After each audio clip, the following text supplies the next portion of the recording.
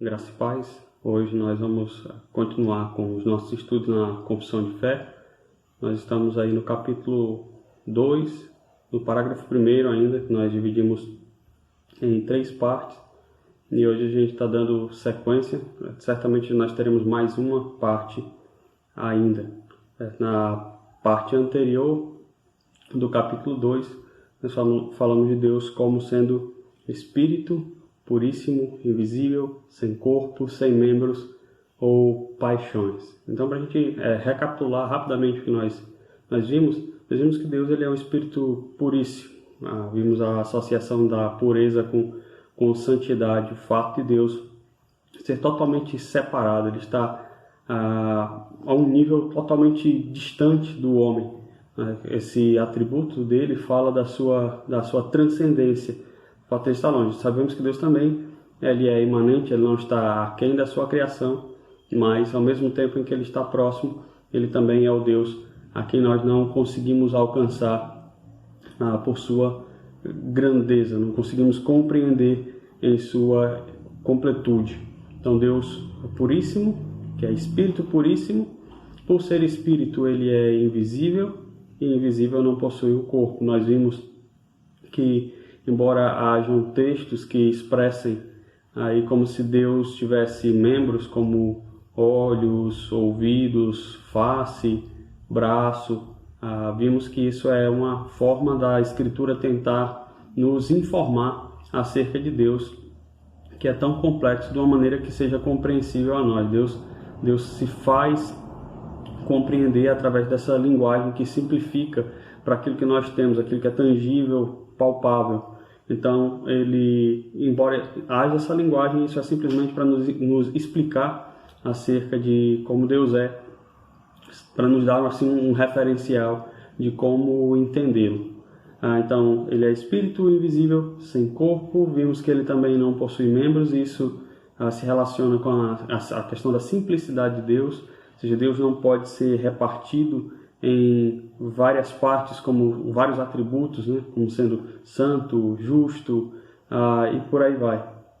Deus não se decompõe, ele é o que é em todo o tempo, em todo o espaço, ele está ali na inteireza do seu ser, com todos os seus atributos. Vimos também nisso que a questão da simplicidade aponta também para a reciprocidade desses que nós chamamos de atributos de Deus.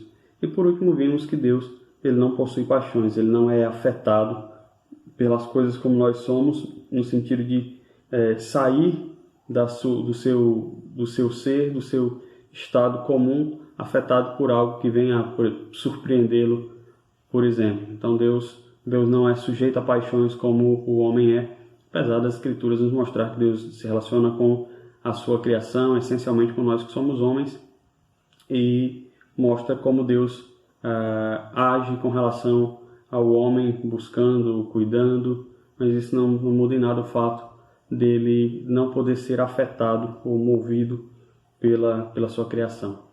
Daí então a gente chega na última parte, na última grande seção desse parágrafo 1 do capítulo 2, que vai nos listar os atributos de Deus. Eu vou mais uma vez ler o texto da confissão, todo o texto desse parágrafo, para que então a gente possa dar continuidade ao estudo. Ele diz assim: há um só Deus, vivo e verdadeiro, o qual é infinito em seu ser e suas perfeições. Ele é um Espírito puríssimo, invisível, sem corpo, membros ou paixões. É imutável, imenso, eterno, incompreensível, onipotente, onisciente, santíssimo, completamente livre e absoluto, fazendo tudo para a sua própria glória, segundo o conselho da sua própria vontade, que é reta e imutável. É cheio de amor, é gracioso, misericordioso, longânimo, muito bondoso, verdadeiro galardoador dos que o buscam, e contudo justíssimo e terrível em seus juízos, pois odeia todo o pecado, e de modo algum terá por inocente o culpado. Então, hoje, nós vamos nos ater na seção desse parágrafo que diz que Deus ele é imutável, imenso, eterno, incompreensível, onipotente, onisciente, santíssimo, completamente livre e absoluto, fazendo tudo para a sua própria glória e segundo o conselho da sua própria vontade, que é reta e imutável. Então, só para adiantar, a gente não vai aqui aprofundar em cada um desses atributos de Deus. De certo, se a gente fosse estudar pormenorizadamente cada um desses atributos, a gente ia levar aí vários vídeos, né, para tratar de cada um deles, e ainda assim seria difícil cobrir tudo de maneira adequada. Então, o que a gente está fazendo, o que eu me proponho fazer aqui é tentar resumir bastante e tentar colocar de uma maneira mais simples como entender isso, porque vários desses atributos eles têm também uma visão filosófica acerca do ser de Deus, que é até difícil de se transmitir numa linguagem mais fácil, mas a gente vai tentar explicar de uma maneira que seja compreensível a todos. Bom, então nessa terceira parte, como eu dividi, a gente trata dos atributos de Deus. Agora, antes de falar desses atributos, a gente precisa considerar o que eu já falei do estudo anterior, né, que por causa da simplicidade de Deus, nós não podemos pensar que Deus é a soma desses atributos como se Deus pudesse ser decomposto em várias qualidades. Nós falamos lá da simplicidade de Deus. A palavra atributo também, para falar aqui, ela tem as suas complicações, né? Toda a linguagem para falar de Deus ela é bastante limitada. Então, quando a gente fala de atributo, dá uma ideia de que nós estejamos atribuindo alguma coisa a Deus, ou que nós estejamos acrescentando alguma coisa ao ser de Deus. Então, não fica um negócio muito bom. Talvez a linguagem de as propriedades de Deus fosse melhor, porque ele traz a ideia de algo que é próprio, algo que é único ao ser de Deus. Só que a gente não pode falar de todas essas qualidades ou atributos como propriedades, porque nem todas elas são próprias exclusivamente de Deus. São dele sim, em sua inteireza, mas nós devemos nos lembrar que quando Deus cria o homem conforme a sua imagem, conforme a sua própria semelhança, ele faz então o homem refletir algumas dessas qualidades, alguns desses atributos. Então, a gente não pode falar de propriedade porque algumas delas não são próprias, não são exclusivas de Deus. A expressão melhor talvez fossem virtudes ou excelências, que é o termo que Pedro usa na sua epístola, em 1 Pedro, no capítulo 2, o verso 9, quando antes ele diz lá: vós sois sacerdócio real, raça eleita, nação santa, povo de propriedade exclusiva de Deus, para anunciar as virtudes daquele que o chamou das trevas para a sua maravilhosa luz. Então, quando fala ali de virtudes, poderia ser os atributos de Deus, nós devemos anunciar quem é esse Deus. Então, essa palavra talvez fosse melhor. O problema é que para a gente ela também tem uma conotação simplesmente, às vezes, de ser algo bom eticamente falando ou moralmente falando. E não é isso que vai definir os atributos. Então a gente vai seguir usando essa expressão atributo, mas a gente tem que lembrar que, por mais que seja um atributo, a gente está tentando descrever o ser de Deus como ele se revela na Escritura.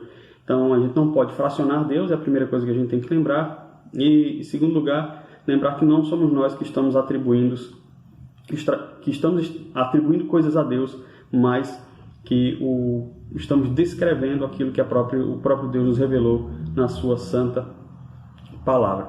Então, o primeiro conjunto de atributos que nós vemos nesse parágrafo agora, a partir dessa parte que nós lemos de maneira mais específica, eles são chamados de atributos incomunicáveis, porque eles pertencem a Deus somente e eles não podem ser comunicados por Deus às suas criaturas. Então, há muitas coisas que Deus é, cujas suas criaturas não são.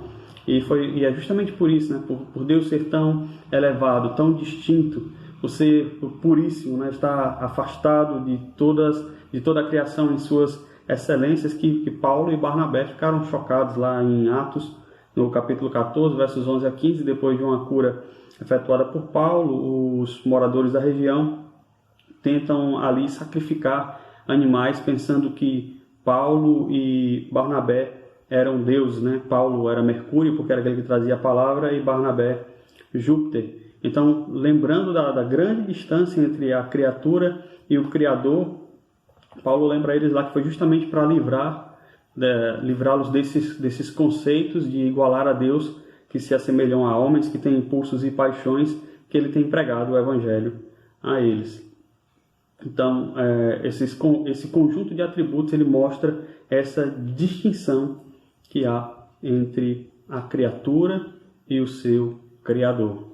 O primeiro dos atributos que é listado aqui é o atributo da imutabilidade. Diz lá que Deus ele é imutável. Então, eu quero ler dois textos. O primeiro é Tiago, capítulo 1, verso 17, onde Tiago diz assim... Tiago, capítulo 1, verso 17, ele diz que toda boa dádiva e todo dom perfeito são lá do alto, descendo do Pai das luzes, em quem não pode existir variação ou sombra de mudanças. Então, em Deus não é concebível a variação ou a mudança no seu ser. Em Malaquias, no capítulo 3, verso 6, o profeta também registra a fala do próprio Deus, falando ao seu povo, quando ele diz assim, expressando a sua imutabilidade. Malaquias 3, 6. Porque eu, o Senhor, não mudo, vós, ó filho de Jacó, não sois consumidos. Então, porque eu, o Senhor, não mudo, vós, filho de Jacó, não sois consumidos.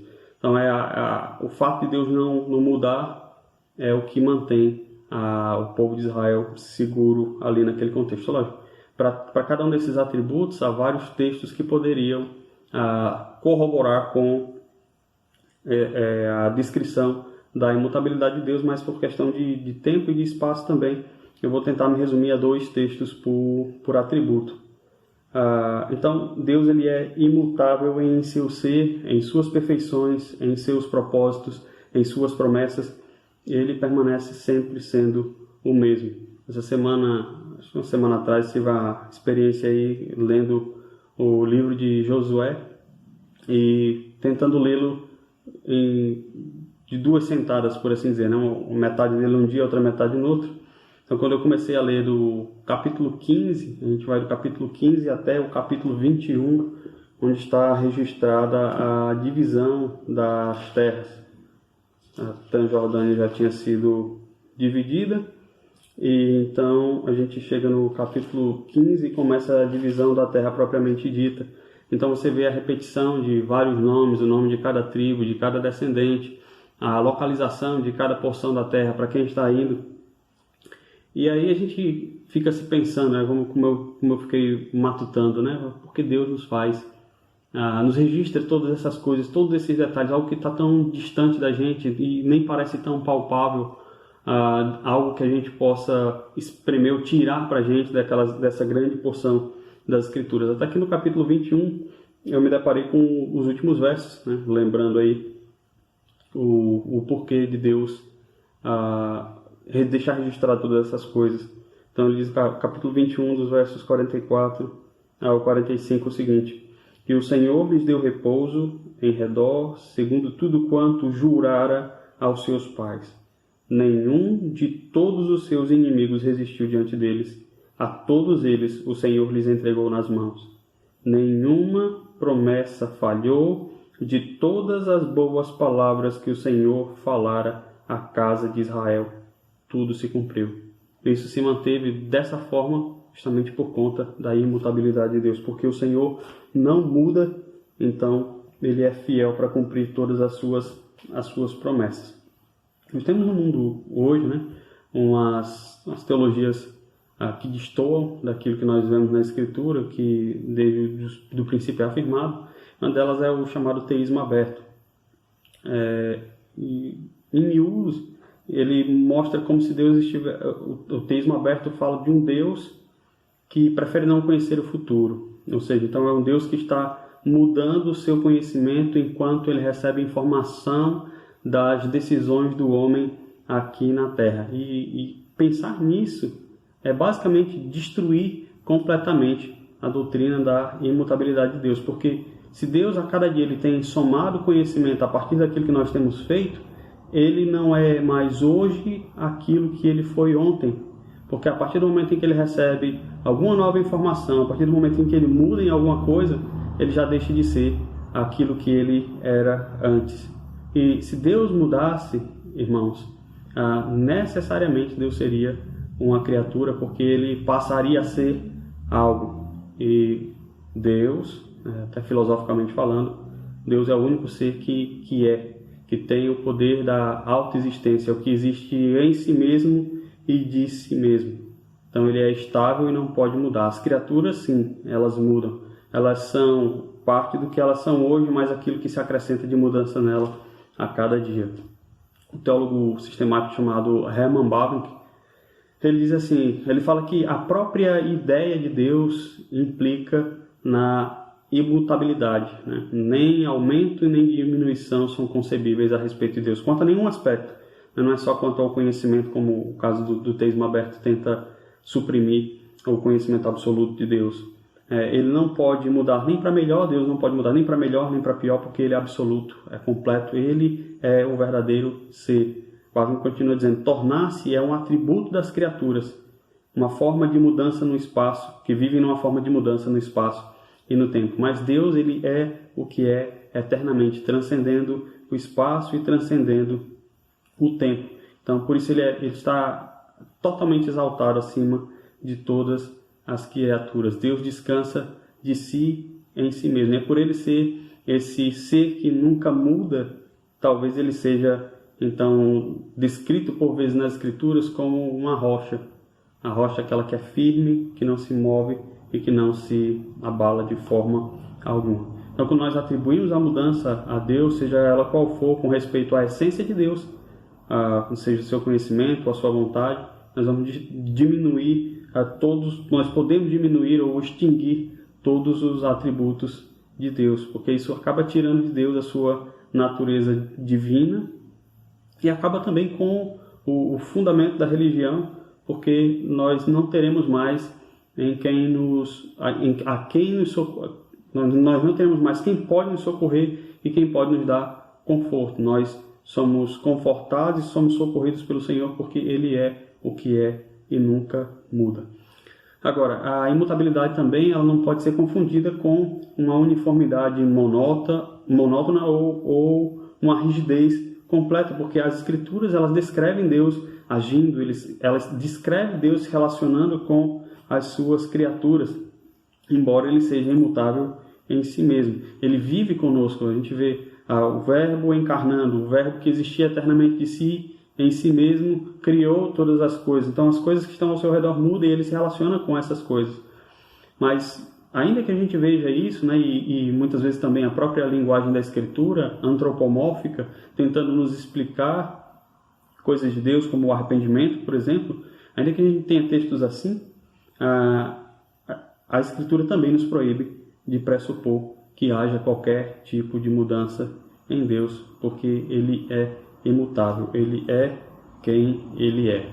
Então esse é o primeiro atributo, a imutabilidade. O segundo é a imensidão. Deus é imutável e imenso. Deus, Ele preenche todas as coisas, Ele perpassa todas as coisas, Ele está em todo lugar. Nós não podemos nos esconder de Deus.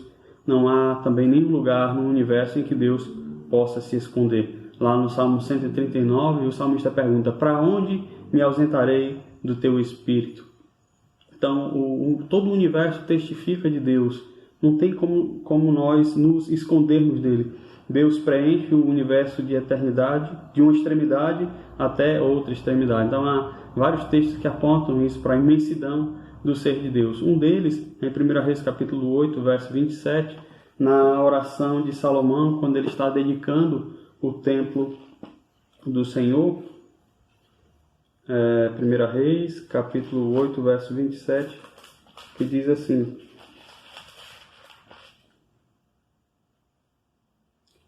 mas de fato, habitaria Deus na terra?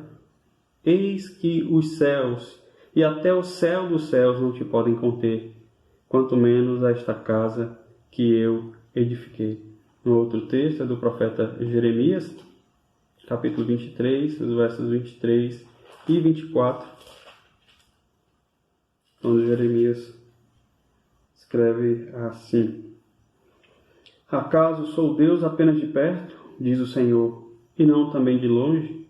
Ocultar-se-ia alguém em esconderijos, de modo que não veja, diz o Senhor. Porventura não encho eu os céus e a terra? Então essa é a medida da imensidão do ser de Deus. Quando nós lemos que Deus é imenso, a nossa tendência é de pensar em imensidão quanto à estatura. Quando a gente vê uma pessoa que é um pouco mais do que grande, a gente diz que essa pessoa é imensa. Quando a gente vê algo fora do padrão de grandeza também, então a gente pensa em imensidão. Mas a imensidão de Deus não significa que Ele é grande em tamanho, mas que Ele está em todo lugar, o tempo todo, aponta para a sua onipresença. Ele está aqui comigo agora, Ele está aí com você que está assistindo e que está ouvindo isso de maneira simultânea. E onde quer que Deus esteja, Ele está lá na sua plenitude, com a sua eternidade, com sua imutabilidade, a simplicidade, a onisciência, a onipotência. Todo o ser de Deus está presente porque Ele é um. Não há possibilidade dele estar em um lugar em parte e em outro não, como se Deus fosse algo que pode ser dividido ou esparramado. Então, onde quer que Deus esteja, Ele está nesse lugar de maneira completa. Então, isso mostra a imensidão de Deus. É provavelmente isso que Paulo quer nos transmitir quando ele diz lá em Colossenses 2, capítulo 2, verso 9, quando ele fala da encarnação do Verbo, onde Paulo diz assim, Colossenses 2,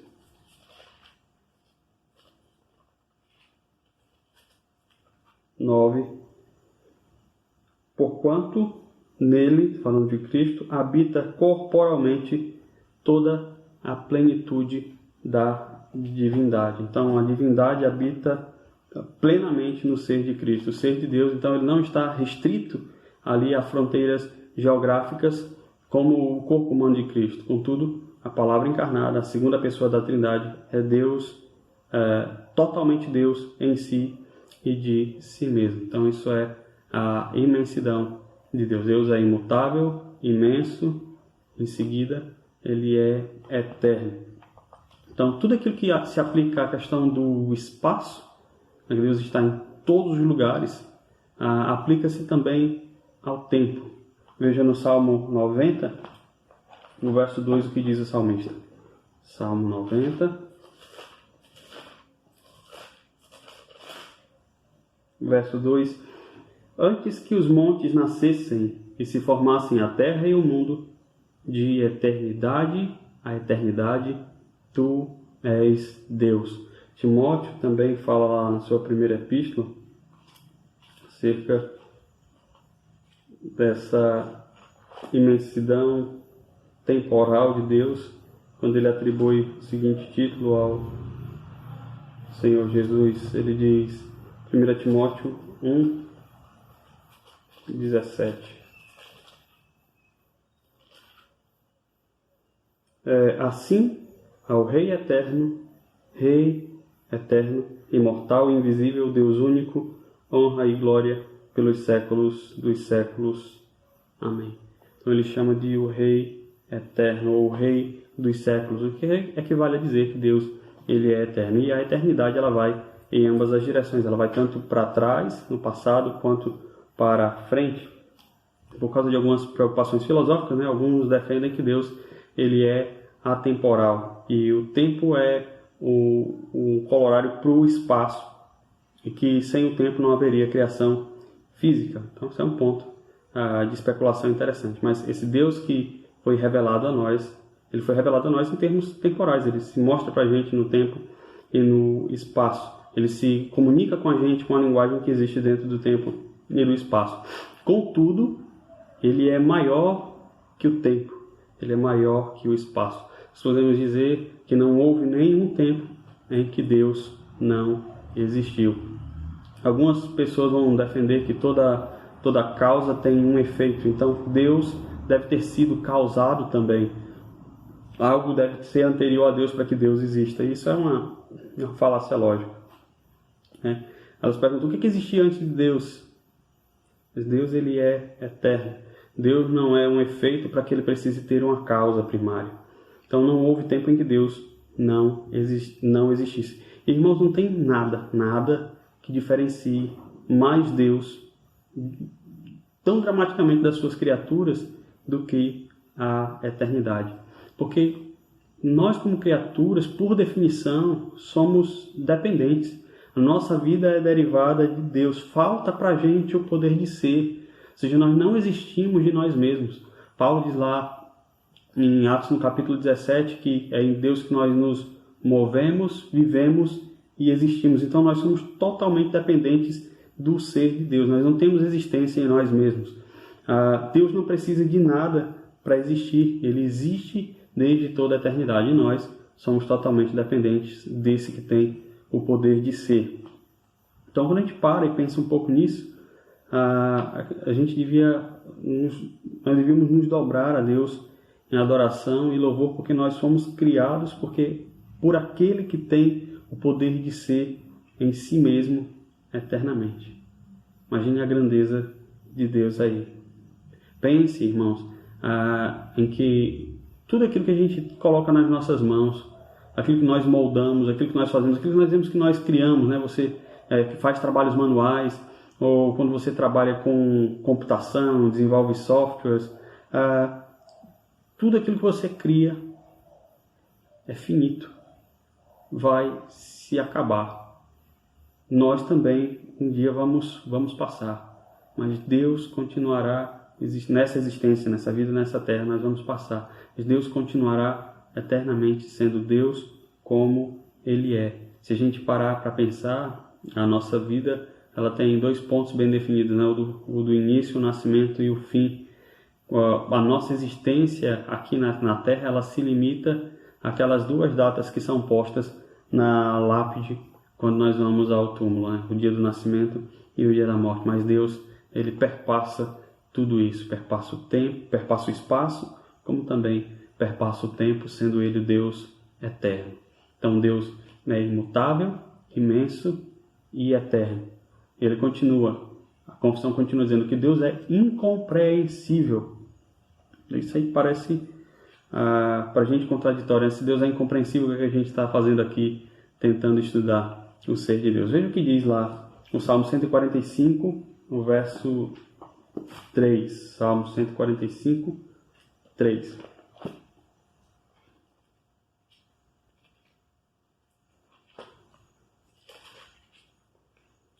O salmista diz: grande é o Senhor e muito digno de ser louvado, a sua grandeza é insondável. Então, como é que a gente pode entender a grandeza do ser de Deus?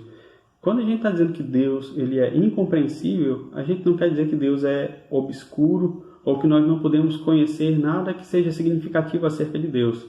Lutero, R.C. Sproul quem fala de Lutero, que diz que Deus não é apenas o Deus absconditus, ou não é apenas o Deus oculto, mas ele é também Deus revelatus, ou Deus que se revela. Deus se agradou de revelar coisas de si mesmo para nós que somos suas criaturas. Agora, qualquer que seja o grau de conhecimento que nós tenhamos, é impossível para nós, criaturas, aprendermos a Deus. Deus é um Deus que se faz conhecido, mas há uma limitação em nós. Nós somos criaturas. O que é finito não pode conter aquilo que é infinito. Mas vejam, por isso lá diz Moisés, em Deuteronômio capítulo 29, verso 29, o seguinte. Deuteronômio 29, 29.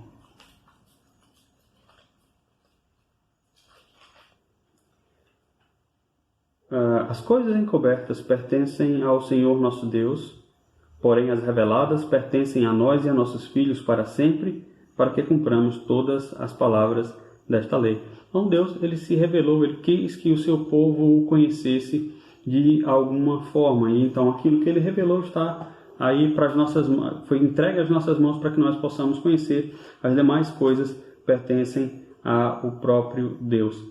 Se nós negássemos qualquer possibilidade de conhecer a Deus de qualquer forma, então a gente ia cair no ceticismo e ia dizer que Deus ele é totalmente incognoscível, ou não, que não dá para se reconhecer, ou para conhecer, ou para se aprender qualquer coisa de Deus. Nós dizemos que ele é incompreensível. Quando nós dizemos isso, nós queremos dizer que ninguém pode compreender completamente ou de maneira exaustiva o que ou quem Deus é. Nosso conhecimento de Deus ele nunca vai ser um conhecimento exaustivo, algo que vá se acabar. Nosso conhecimento de Deus ele admite graus. Nós podemos conhecer um pouco mais ou um pouco menos dentro do nosso pano de fundo humano. E ainda que nós pudéssemos dar a revelação de Deus na sua palavra, né? E na natureza, ainda que a gente pudesse, dentro da Escritura, interpretar adequadamente tudo aquilo que Deus quer nos transmitir, que pegássemos as minúcias de cada pingo dos is, a cada ponto, a cada vírgula, ainda assim, e observando a natureza pudéssemos conhecer bastante Deus, ainda assim nós não teríamos o conhecimento de Deus exaustivo, por causa da nossa fraqueza, da nossa carne, da nossa lentidão em aprender. Nós não conseguimos nem mesmo abarcar tudo aquilo que foi revelado, tudo aquilo que está na palavra e nas obras da criação. Então o nosso conhecimento de Deus ele é limitado ao que ele revela, e ao que ele não revela a gente diz então que é incompreensível. Então Deus é conhecível porque ele se revela a si mesmo, mas o nosso conhecimento é tão limitado que nós admitimos de uma maneira profunda que também, de certa forma, Deus ele é incompreensível. Então Deus é imutável, imenso, eterno, incompreensível. Em seguida vem onipotente. Então Deus também é infinito no seu poder, ou seja, ele é onipotente, ele possui a habilidade ilimitada de fazer aquilo que ele quer segundo o seu bom prazer, segundo a sua boa vontade. E vejam que até em Daniel capítulo 4, versos 35, nós vemos essa declaração acerca do ser de Deus. Daniel, esse aqui é o Daniel capítulo 4, o verso 35, que diz: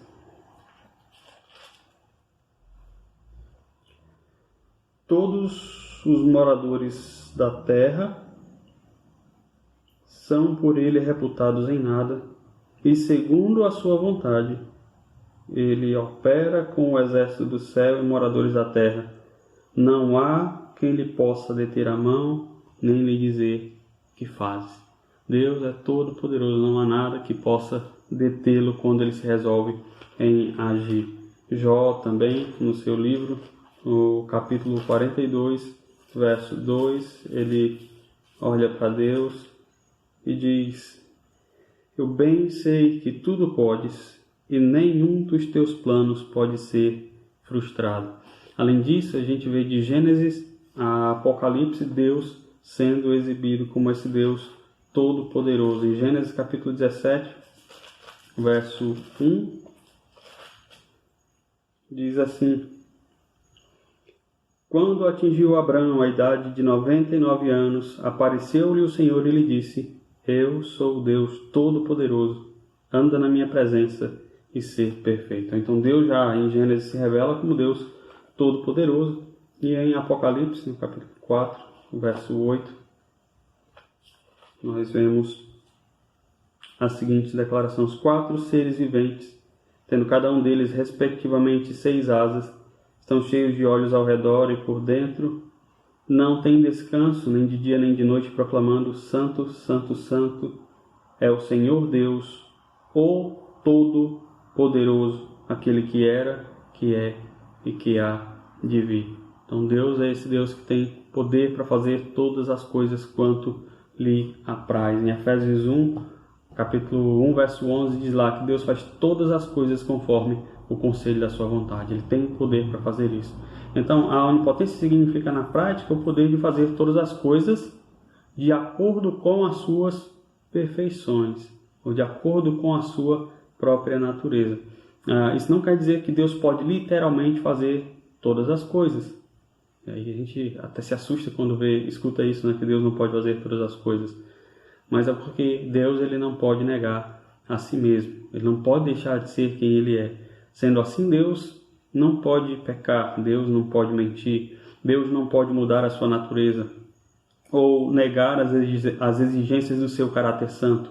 Deus não pode deixar de ser Deus, mas ainda assim ele é onipotente. Então, quando a gente vê que Deus é esse ser tão grandioso que não há quem lhe possa deter a mão, irmãos, o que podemos mais fazer e não nos curvar, nos prostrar e assim adorar e bendizer a esse que é o único digno de todo louvor e de toda a adoração. O Deus que é onipotente, pode todas as coisas e que também é onisciente. Ele sabe todas as coisas. No final da Epístola aos Romanos, aqui então, sexto lugar, Deus ele é onisciente. O apóstolo Paulo ele louva a grandeza da sabedoria de Deus na despedida, na parte final da sua carta aos Romanos, Romanos 16, verso 27. Ele diz assim: ao Deus único e sábio seja dada a glória por meio de Jesus Cristo pelos séculos dos séculos. Amém. Ele é o Deus sábio. Então, Deus é infinito em seu conhecimento. Deus, ele é onisciente, infinito em sua sabedoria. Salmo 147, verso 5, a parte B, diz lá que o entendimento de Deus não se pode medir. E aí a gente para e tem que entender também que nunca houve um tempo em que Deus não conhecesse todas as coisas. Ele conhece tudo e sempre conheceu o futuro, assim como ele conhece o passado e como ele conhece o presente. Essas coisas, passado, presente e futuro, estão patentes diante de Deus. Veja, por exemplo, em Isaías, no capítulo 48, verso 5, isso é demonstrado através das próprias profecias que ele coloca na boca dos seus profetas. Ele coloca na boca dos seus profetas aquilo que ele sabe, aquilo que ele conhece, pois determinou que há de suceder no futuro. Então, Isaías, capítulo 48, verso 5.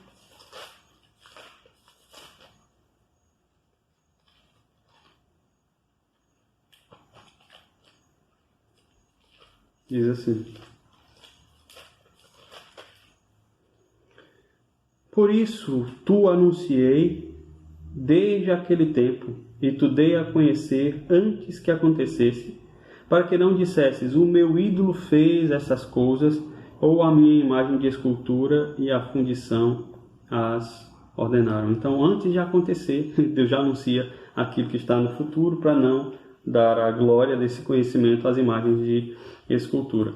Então, a gente tem que pensar, né, na distinção que há entre como Deus conhece as coisas e como nós conhecemos as coisas. Nós conhecemos as coisas de maneira imediata. A gente precisa de que algo tangível aos nossos sentidos nos seja dado para que nós possamos compreender alguma coisa. Deus precisa nulo revelar.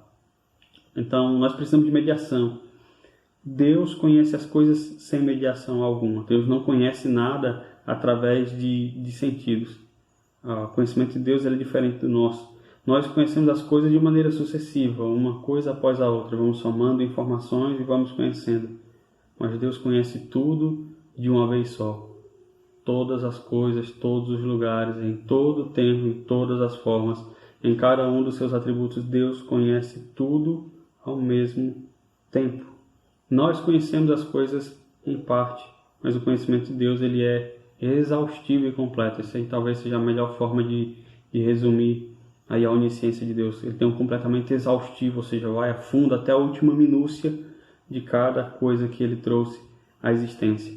Nós conhecemos as coisas como pequenas criaturas, né, limitadas à mediação dos nossos sentidos muitas vezes, enquanto que Deus conhece tudo num nível completamente diferente. Ele conhece como o Criador exaltado. Então, o conhecimento dele está sobremodo acima do nosso, como o salmista diz lá no Salmo 139, o verso 6, onde o salmista exclama: tal conhecimento é maravilhoso demais para mim, é sobremodo elevado, não o posso atingir. Em Romanos 11, verso 34, Paulo também pergunta: quem conheceu a mente do Senhor? Quem é que pode, dentro dos limites de ser criatura, sondar os pensamentos de Deus? Quem é que pode entender um único aspecto de qualquer coisa que seja, assim como Deus entende? Ninguém. Porque Deus, Ele é onisciente, Ele tem todo o conhecimento. Mesmo quando nós conhecemos a verdade, nós devemos confessar que há, em tudo que nós conhecemos, um elemento de mistério, uma ponta de mistério, porque nós não conseguimos desvendar o todo, porque a completude está sempre além de nós. Todo o entendimento adequado da revelação de Deus, da verdade, requer que nós então nos curvemos em admiração a Deus e o adoremos, porque Ele pode, Ele entende completamente todas as coisas. Isso para a gente é algo reconfortante, irmãos, porque você junta a onipotência e a onisciência, com toda a sabedoria, com todo o poder. Quando nós olhamos para esses dois atributos, nós devemos ter uma profunda paz no nosso coração, porque Deus não apenas conhece todas as coisas, Ele não apenas sabe o que é o melhor para nós, mas Ele tem também o poder de fazer com que todas as coisas cooperem para o nosso bem. E nisso é assim que nós podemos descansar. Eu acho que vem daí talvez a maior necessidade de nós conhecermos mais quem é Deus, porque conhecendo Ele como esse ser que é onipotente, onisciente, eterno, imenso, imutável e incompreensível, nós podemos nos achegar a Ele com verdadeira adoração, com o deslumbramento de ver esse ser tão grandioso que é Deus, de conhecer esse ser que se importa conosco, que é o Deus transcendente, que está de sobremodo elevado, mas que também é o Deus imanente, que está bem presente nas nossas vidas, que caminha conosco, como Ele assim prometeu fazer. Então, Ele é esse Deus que é imutável, imenso, eterno, incompreensível, onipotente, onisciente. Diz a confissão ainda que Ele é santíssimo. Então, diante do trono dos céus, serafins, querubins, as almas dos santos aperfeiçoados, elas louvam a santidade de Deus. Isaías, lá no capítulo 6, verso 3, ele fica aterrorizado com a visão que ele tem de Deus sentado no seu alto e sublime trono, com os serafins entoando incessantemente: Santo, Santo, Santo é o Senhor dos exércitos, o puríssimo é o Senhor nosso Deus, como também vemos lá em Apocalipse no capítulo 4, o verso 8, que diz: os 4 seres viventes, tendo cada um deles respectivamente 6 asas, estão cheios de olhos ao redor, por dentro e por fora, e não tem descanso nem de dia nem de noite, proclamando: Santo, Santo, Santo é o Senhor Deus, o Todo-Poderoso, aquele que era, que é e que há de vir. Então, o artifício retórico do hebraico é empregado aqui também, a tríplice repetição para enfatizar a distinção de uma característica específica do ser de Deus. Ele é santíssimo. Aqui no sentido de puríssimo, não simplesmente como transcendente, como nós vimos nos atributos anteriores, quando tratamos de que Deus ele é Espírito. E para encerrar, a confissão ainda diz que Deus ele é completamente livre e absoluto, fazendo tudo para sua própria glória, segundo o conselho da sua própria vontade, que é reta e imutável. Então Deus ele é completamente livre e faz tudo como lhe apraz. Vejam o Salmo 115, o verso 3, onde o salmista diz: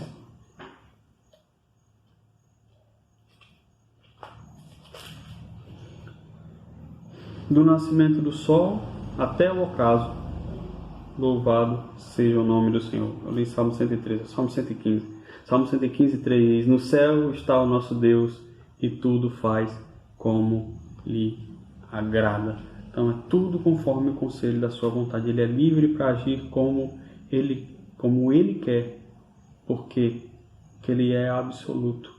Ele é o que é. É assim, foi assim que ele se revelou a Moisés na sarça, lá em Êxodo, no capítulo 3, verso 14, quando ele diz: eu sou o que sou. Então, sendo Deus quem ele é, não é afetado, ele é absoluto, e por ser absoluto, sendo imutável, é absoluto, e assim ele faz tudo como lhe apraz. Tudo foi feito para a glória dele. Essa aí é a resposta da primeira pergunta do nosso breve catecismo. Qual o fim principal do homem? O fim principal do homem é glorificar a Deus e gozá-lo para sempre, alegrar-se nele para todo sempre. Ele faz tudo para a sua própria glória, conforme a sua vontade. E aí, repetindo de novo a vontade de Deus, que é reta e imutável. Essa vontade a gente tem que lembrar também dos demais atributos que a gente vai ver posteriormente, sempre boa, perfeita e agradável.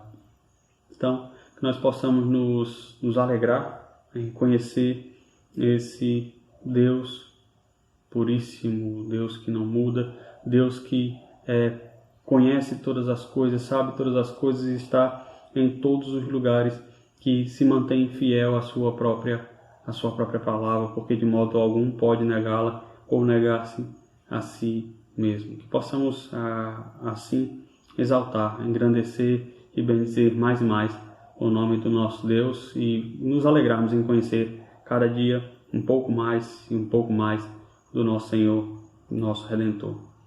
Deus em Cristo Jesus nos abençoe. Até o próximo estudo.